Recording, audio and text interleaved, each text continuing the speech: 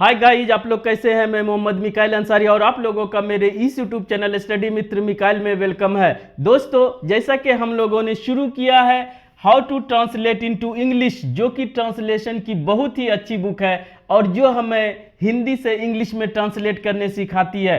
और दोस्तों, यह आरपी सिन्हा के द्वारा लिखा गया है। और आज जो हमारा है चैप्टर नंबर 12 का टॉपिक है हमारा पोजेशन और रिलेशन। और ये दोस्तों स्ट्रक्चर नंबर 2 है।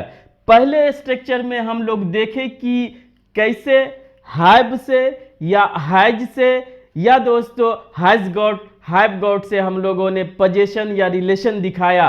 आज उससे आगे हम लोग देखेंगे कि इस टॉपिक में कैसे हम लोग पोजेशन या रिलेशन दिखाते हैं। और दोस्तों, आप अभी तक ये समझ गए होंगे कि इसका पैटर्न क्या है। जैसे कि ये सबसे पहले हिंदी वाक्य देते हैं, उसके बाद दोस्तों उससे रिलेटेड स्ट्रक्चर, उसके बाद इसे ट्रांसलेट करके सिखाते हैं। इसके बाद कुछ और एग्जाम्पल्स और एक्सरसाइज देते हैं।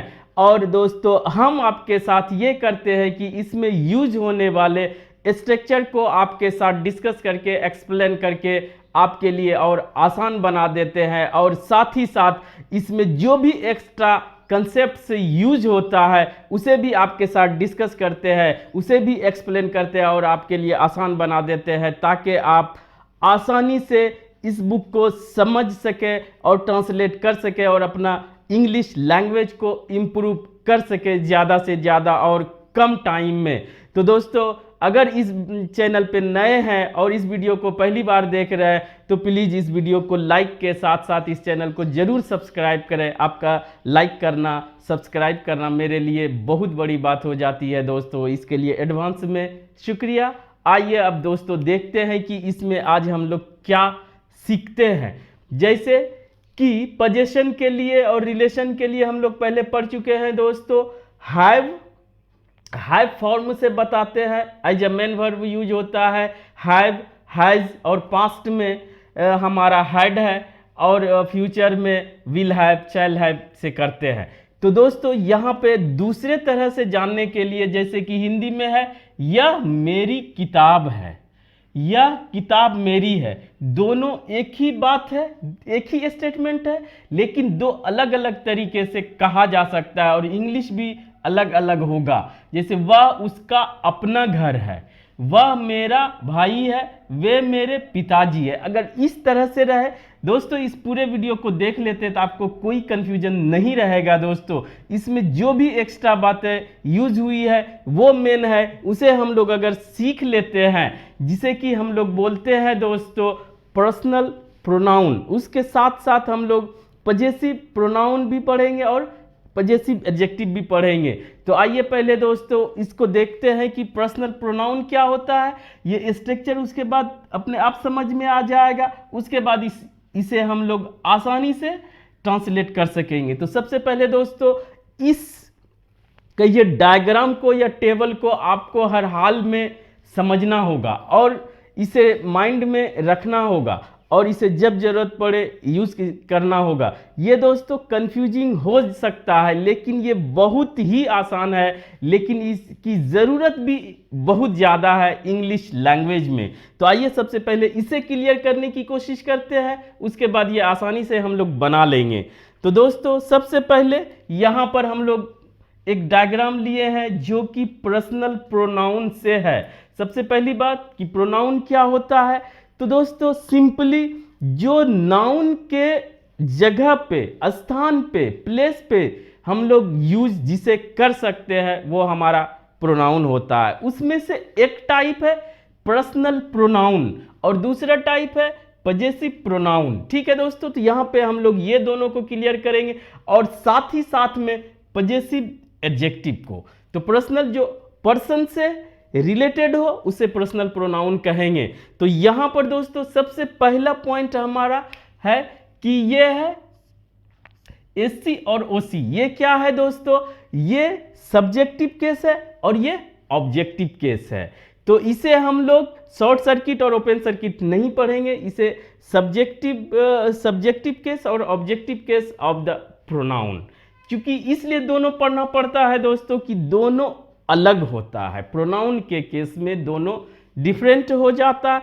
जैसे आप जनरल स्ट्रक्चर समझते हैं दोस्तों, हमारा होता है subject plus verb plus object, ये होता है दोस्तों, जिसमें सिंपल है कि अगर सब्जेक्ट के जगह पे अगर हम लोग नाउन के जगह प्रोनाउन यूज करते हैं, तो अगर उसे सब्जेक्ट के जगह पे यूज करते हैं तो वो अलग होता है, और ऑब्जेक्ट के जगह पे यूज करते हैं तो वो अलग होता है। तो सबसे पहले समझते हैं कि सब्जेक्ट और ऑब्जेक्ट क्या होता है।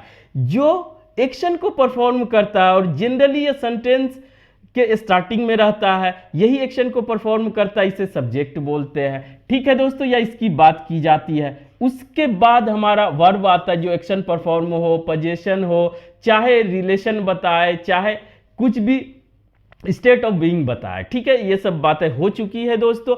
अब ये ऑब्जेक्ट क्या है, ये इस वर्ब का जो रिसीवर होता है दोस्तों, रिसीवर, वर्ब का रिसीवर, यानी कि वर्ब का रिसीवर का कहने के मतलब वो एक्शन जो है वो किस पे हो रहा है, किसके ऊपर हो रहा है एक्शन, यानी कि उस वर्ब को कौन रिसीव कर रहा है। तो जो रिसीव करेगा वो हमारा ऑब्जेक्ट होता है। तो यहां पर जो भी यूज होगा वो सब्जेक्टिव केस कहलाएगा, और यहां पर जो भी यूज होगा वो ऑब्जेक्टिव केस कहलाएगा। क्लियर? तो यहां पर दोस्तों सब्जेक्टिव केस और ऑब्जेक्टिव केस लिया गया है। जो वर्ब के पहले यूज होगा वो सब्जेक्टिव केस, और जो वर्ब के बाद यूज होगा वो ऑब्जेक्टिव केस। ठीक है, और जो वर्ब का रिसीवर होगा।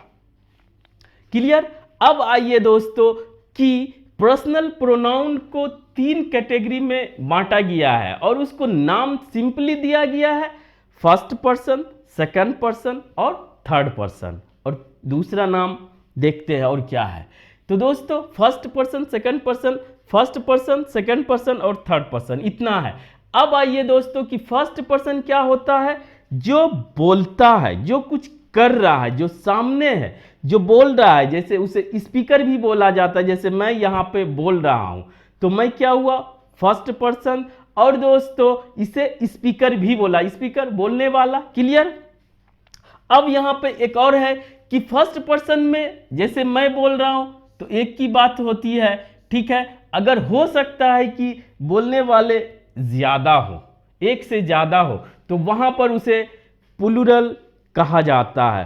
फर्स्ट पर्सन सिंगुलर नंबर जब एक की बात की जा रही हो, और फर्स्ट पर्सन सिंगुलर नंबर जब एक की बात की जा रही हो, और दोस्तों फर्स्ट पर्सन प्लूरल नंबर जब एक से ज्यादा की बात की जा रही हो। तो जब एक की बात की जाती है, मैं, आई जो बोलते हैं वो, और ये क्या हुआ, सब्जेक्टिव केस। सब्जेक्ट के जगह ये यूज होगा, आई के सेंस में ये सिंगुलर नंबर एक की बात की जा रही है। जब एक से ज्यादा हो, हम लोग जो बोलते हैं वो दोस्तों वी होता है। ठीक है, ये दोनों हम समझेंगे, और ये दोनों दोस्तों हमारा सब्जेक्ट के जगह पे यूज होगा, और जब ऑब्जेक्ट के जगह पे इसे यूज करेंगे तो ये ऑब्जेक्टिव केस होगा, और इसका अलग हो जाता है। जैसे मी, आई के लिए ऑब्जेक्टिव केस क्या है, मी, यानी मुझे, मुझ पर जो एक्शन हो रहा है वो होगा, जो भी है दोस्तों, और वी का अस। क्लियर? इतना सब्जेक्ट फर्स्ट पर्सन का सब्जेक्टिव केस, सिंगुलर का आई का मी, वी का अस, ऐसे आपको समझना होगा दोस्तों, ये यहां से और यहां से। दूसरा दोस्तों सेकंड पर्सन। ठीक है, सेकंड पर्सन क्या, जिससे बात की जा रही है, जो आपकी बात को सुन रहा है। सुनने वाला एक भी हो सकता है, एक से ज्यादा भी हो सकता है। अगर सुनने वाला आपके सामने एक है तो वो हमारा सेकंड पर्सन सिंगुलर नंबर, और एक से ज्यादा हो तो सेकंड पर्सन प्लूरल नंबर। ठीक है, आप या आप लोग। और दोस्तों इंग्लिश में इसको यूं समझिए, चाहे वो आप बोलें चाहे आप लोग बोले, एक के सेंस में भी एक से ज्यादा के सेंस में भी यूं ही यूज होता है। और दोस्तों हिंदी में बोलते आप बोले चाहे तुम बोलो, चाहे आप लोग बोलिए चाहे तुम लोग बोलिए, सभी के लिए यू ही है। और ये क्या हो गया, सिंगुलर भी यू, प्लूरल भी यू। और इसमें एक चीज और है कि दोस्तों ये सब्जेक्टिव केस में भी यू ही होता है और ऑब्जेक्टिव केस में भी यू ही होता है। तो इस पे कंफ्यूज ना करें कि ये यू का सब्जेक्टिव केस है या ऑब्जेक्टिव केस है। क्लियर? एक और कंसेप्ट समझ लें दोस्तों कि यू हमेशा चाहे एक की बात कर रहा हो चाहे एक से ज्यादा की बात कर रहा हो, वहां उसे प्लूरल ही माना जाता है और प्लूरल मान के ही आप हेल्पिंग वर्ब या मेन वर्ब को लगाएंगे। क्लियर? यू से रिलेटेड बातें। ठीक है दोस्तों, तो इसे लिसनर भी कहा जाता है। ये क्लियर हो गया। अब आइए दोस्तों थर्ड पर्सन सिंगुलर नंबर। तो थर्ड पर्सन की अगर बात करते हैं तो थर्ड पर्सन में क्या आता है? आप, मैं और आप छोड़ के जिसकी भी बातें की जा रही हो या जाती हो वो थर्ड पर्सन आता है। अगर एक की बात की जा रही हो तो वो हमारा दोस्तों थर्ड पर्सन सिंगुलर नंबर, और एक से ज्यादा की बात की जाती हो तो थर्ड पर्सन प्लूरल नंबर। इस तरह से इतना हमारा होता है पर्सनल प्रोनाउन।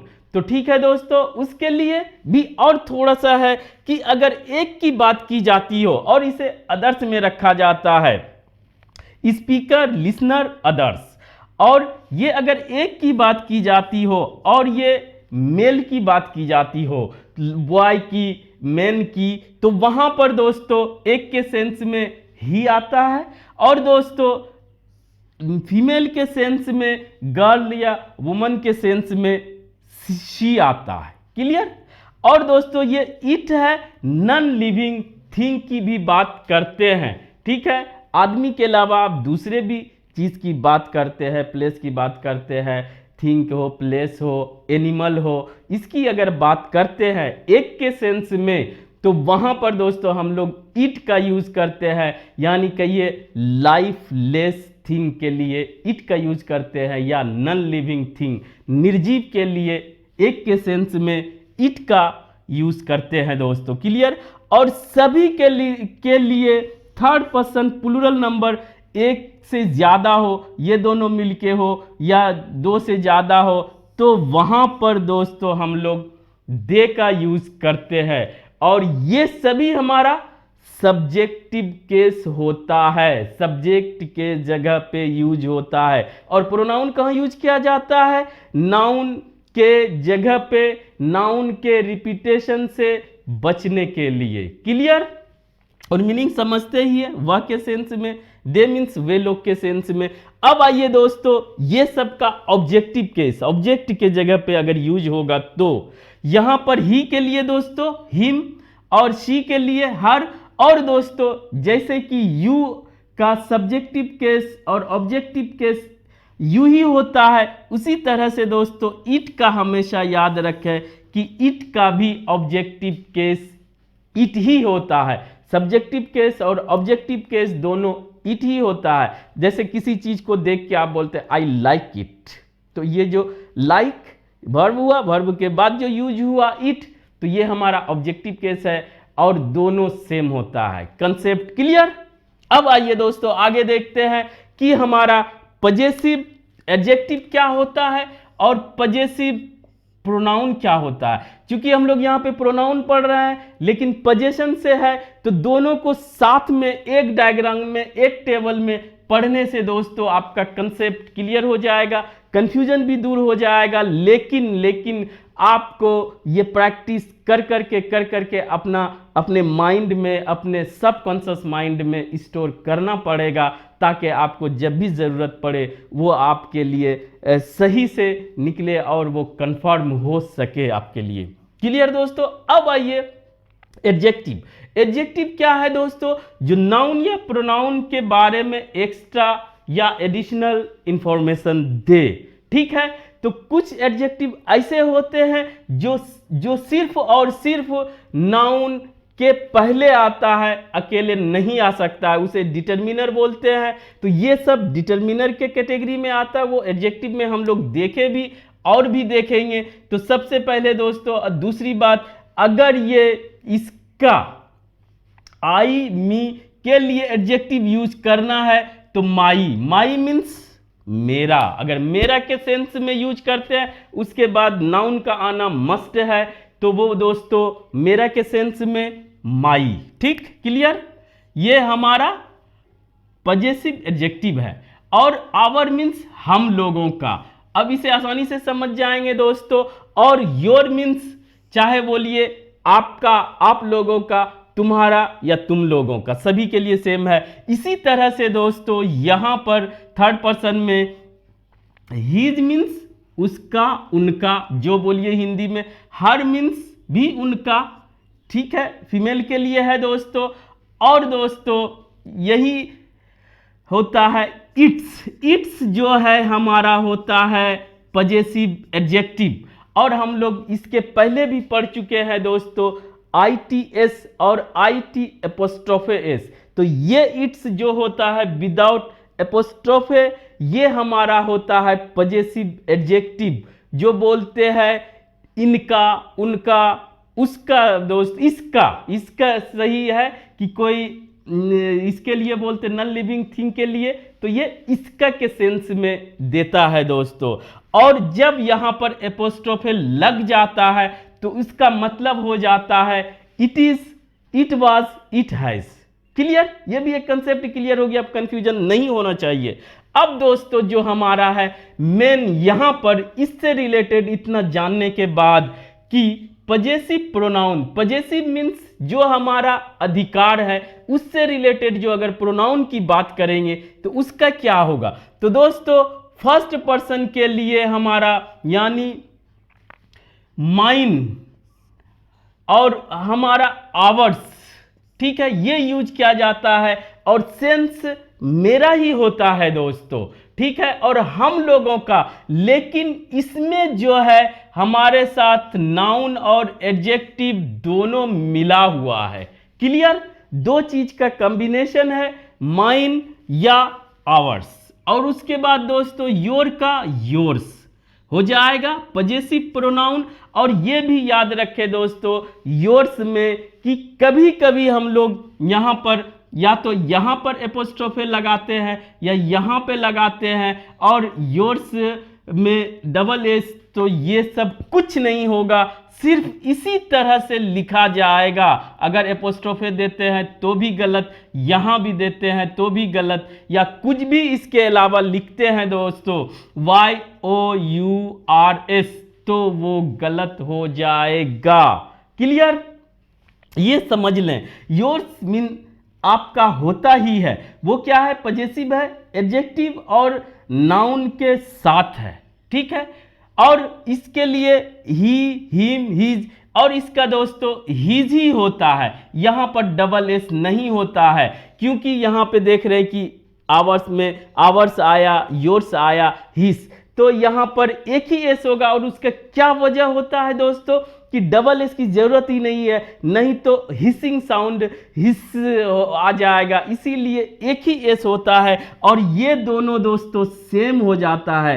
आपको सेंटेंस या कहिए स्टेटमेंट के अकॉर्डिंग आपको समझना पड़ेगा कि कहां पे एडजेक्टिव की बात की जा रही है और कहां पर हमारा पर्सनल प्रोनाउन की बात की जा रही है। अगर इसे समझना चाहते हैं तो वेरी सिंपल दोस्तों कि ये जो पहले बताएं कि ये डिटर्मिनर है, अगर एडजेक्टिव की बात की जाएगी तो वो अकेले कभी नहीं आ सकता है, नाउन के साथ ही आएगा। और दोस्तों जब पर्सनल पजेसिव प्रोनाउन की बात की जाएगी वो अकेले आ सकता है, क्योंकि इसमें दोनों कंबाइंड मिला हुआ है, एक एडजेक्टिव और उसके साथ एक नाउन। क्लियर? तो अगर अकेले रहेगा जब भी तो ये हमारा होगा पजेसिव प्रोनाउन, अगर नाउन के साथ रहेगा यानी कि नाउन के पहले रहेगा तो ये एडजेक्टिव होगा। क्लियर? और यहां पर तो कोई कंफ्यूजन है ही नहीं दोस्तों, हर का हर्स। और इसी तरह इट्स का या इट का ये नहीं होता है, क्यों? वो खुद एक निर्जीव है, उसका कुछ पजेशन नहीं होता है, पजेसिव प्रोनाउन नहीं होता, सिर्फ वह पजेसिव एडजेक्टिव होता है दोस्तों। और देयर का देयर्स। क्लियर? यह सब क्लियर है, जिसमें से एक योर्स में कुछ नहीं लगाएंगे दोस्तों, और ही हमारा सेम होता है, इट्स का नहीं होता है पजेसिव प्रोनाउन। और ठीक है दोस्तों, और इस टेबल में, इस डायग्राम में दो चीज और इंक्लूड होता है जिसे यहां पे जरूरत नहीं है जिसकी, जैसे रिफ्लेक्सिव प्रोनाउन या दोस्तों इंफेटिक प्रोनाउन। जैसे बोलते हैं माई सेल्फ या myself yourselves, themselves, तो selves, he self, himself, तो ये सब दोस्तों हर सेल्फ, तो ये सब हमारा होता है रिफ्लेक्सिव या इम्फेटिक प्रोनाउंस, दोनों सेम होता है लेकिन इसके यूज अलग अलग होते हैं, जिसे कि आप आसानी से बता सकते हैं। तो वो जो आप देखते होंगे my self, it self, himself, तो ये सब दोस्तों हमारा ये है रिफ्लेक्सिव प्रोनाउन या इम्फेटिक प्रोनाउन। अब आइए दोस्तों इसको आसानी से समझ सकते हैं कि अगर रहे मेरा दोस्तों या मेरी किताब, नहीं तो सबसे पहले इसको देख लेते हैं कि अगर हमारा सब्जेक्ट रहता है, इसके बाद इज या आर सिंगुलर और प्लूरल की बात करते हैं, तो अब इसे दोस्तों आसानी से आप समझ गए होंगे कि पजेसिव एडजेक्टिव जब भी आएगा तो एक यह डिटर्मिनर है और यह नाउन के साथ ही आएगा, जो पहले बता चुके हैं दोस्तों। उसके बाद अगर उसके जगह पे आप हमारा यूज करना चाहते हैं पजेसिव प्रोनाउन, तो इसमें क्या क्या इंक्लूड हो सकता है, ये इसके इक्विवेलेंट है दोस्तों। पजेसिव एडजेक्टिव प्लस नाउन के इक्विवेलेंट है पजेसिव प्रोनाउन। तो हीज के केस में दोस्तों देखें कि दोनों सेम होता है, लेकिन इसमें आप बाइफरकेट कर लेंगे कि अगर इसके साथ नाउन आता है तो समझिए वो एडजेक्टिव है, अगर कुछ नहीं आता है तो समझिए पजेसिव प्रोनाउन है। और दोस्तों दूसरा है कि अगर सिंगुलर की बात कर रही है, सिंगुलर सब्जेक्ट है, तो उसके लिए तो इज आएगा, और नाउन है तो आप इसे दोस्तों पजेसिव प्रोनाउन को ऑफ के बाद भी लगा सकते हैं। इसका यही सेंस है जो कि एग्जांपल से हम लोग देखेंगे। तो सबसे पहले आइए दोस्तों, यह मेरी किताब है, या वह का इंग्लिश जानते हैं दोस्तों, आप यूज करते हैं इंडिकेट करने के लिए, जिसे डेमोन्स्ट्रेटिव चाहे तो कहिए प्रोनाउन कहा जाता है या demonstrative adjective. He, this, that, this, those, ये इसको हम लोग कर चुके हैं बहुत पहले, आप भी जानते होंगे दोस्तों, तो इस पे ज्यादा नहीं जाते हैं। तो यहां पर क्या होगा दोस्तों, यह मेरी किताब है, यह का दिस जो हमारे दायरे में है, एक के सेंस में दिस यूज किया जाता है, इज। और दोस्तों माई बुक, अगर किताब लिख दिया गया है नाउन, तो माई का दोस्तों मेरा का माई, तो यहां तक क्या हुआ, ये हुआ हमारा माई, यानी कि मेरी बुक या मेरी बुक, माई बुक। और इसी के जगह पे, स्थान पे आप यूज कर सकते हैं यह किताब मेरी है, पहले इतना लिख लेंगे दोस्तों, दिस बुक, ठीक है दोस्तों, इज माइन। माइन में क्या है, ये हमारा दिस बुक की बात की जा रही है जो कि मेरी है। यहां पे माई बुक, तो उसको अगर प्रोनाउन यूज कर रहे हैं दोस्तों, तो उस नाउन का पहले चर्चा हो जाना चाहिए, तभी आप यूज करते हैं। तो यहां पर क्या हुआ सेंस हमारा, दिस बुक इज माइन, यानी कि माई बुक के बदले दोस्तों हम लोग माइन यूज करेंगे, यानी कि पजेसिव प्रोनाउन। तो यही कंसेप्ट था पहले में। अब दूसरा दोस्तों, तीसरा आइए, वह उसका अपना घर है। तो यहां पर दोस्तों सिंपल है, दैट, वह एक के सेंस में दूर की बातें कर रहा है, that is his. His house अगर करेंगे तो ये एडजेक्टिव हुआ दोस्तों, चूंकि हाउस के साथ आया है। और आउन, एम्फेसाइज करने के लिए आउन का यूज किया गया है, सिंपली उसे जोर देने के लिए। तो यहां पर क्या करेंगे दोस्तों, वह उसका अपना घर है, अगर वह उसका घर है तो क्या होगा दोस्तों, दैट इज हिज हाउस, जो कि यह पजेसिव एडजेक्टिव है, नाउन के पहले आया। और अगर दोस्तों इस तरह से आप बनाना चाहेंगे तो क्या बोलेंगे, that house is his. His अगर अकेले आता है तो आप इससे क्या समझेंगे कि वो पजेसिव प्रोनाउन है, दूसरा टाइप हो गया। अब तीसरा है कि इसे और एम्फेसाइज करना है कि यह मेरा अपना है, यह उसका अपना है, तो वह एम्फेसाइज जोर देने के लिए आपको आउन वर्ड को जोड़ना पड़ेगा इस नाउन के पहले। तो क्या होगा, दैट इज हिज आउन हाउस, वह उसका अपना घर है। क्लियर। अब आइए दोस्तों हम लोग फोर्थ देखते हैं जो कि इस पे बेस्ड है। तो वह मेरा भाई है, ये सिंपल है, वह मेल के सेंस में ही इज माई ब्रोदर, ये नाउन है दोस्तों, माई मतलब मेरा, यह वह मेरा भाई है। अगर इसको दूसरे तरीके से बनाना चाहे ऑफ लगा के तो लिख सकते हैं ही इज अ ब्रोदर, ये ब्रोदर को पूरा लिखेंगे दोस्तों, यहां पे जगह नहीं था इसीलिए he is a brother. Of लगा के दोस्तों अगर मेरा ही बात कर रहा है तो वह he is a brother of mine, तो ये इसके बराबर तो होता है लेकिन इसमें थोड़ा सा स्लाइटली फर्क पड़ जाता है। फर्क ये पड़ता है दोस्तों कि मेरे बहुत से भाई में से यह मेरा भाई है, यानी कि एक, बहुत में से एक, इसका सेंस ये देता है। यही दोनों तरह के सेंटेंस में फर्क है। अब आइए दोस्तों ये वाला देखते हैं, ही इज माई फादर, यहां पर ए एन की जरूरत नहीं पड़ती है, ये खुद डिटरमाइन कर देता है दोस्तों, ठीक है। ही इज माई फादर, यहां पर ये बोलेंगे। अगर उसको आप इसी में कन्वर्ट करना चाहते हैं, he is a father of mine, कि वे मेरे पिताजी हैं, को अगर इस तरह से लिखेंगे तो दोस्तों ये ग्रामेटिकली तो सही है लेकिन लॉजिकली कि बहुत से पिताजी में वह मेरे एक पिताजी है, ऐसा पॉसिबल नहीं है।